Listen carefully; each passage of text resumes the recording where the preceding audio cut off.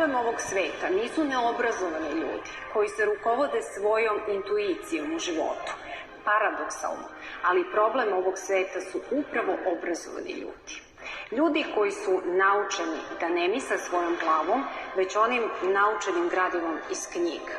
Oni zapravo štite to naučeno gradivo, ta svoje uverenje i to svoje znanje koje su akumulirali u svojim glavama. Štite ga od stvarnosti koja ih okružuje. Oni su prošli kroz sistem obrazovanja, obrazovni program. Obrazovni program, samo ime kaže, to je zapravo program koji služi za programiranje umova onih koji prolaze kroz taj sistem obrazovanja.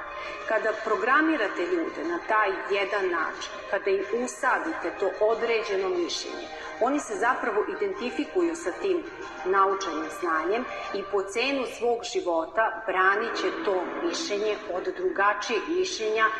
Oni su programirani da razmišljaju na jedan način. Svaki drugačiji način mora biti ismejan i diskreditovan.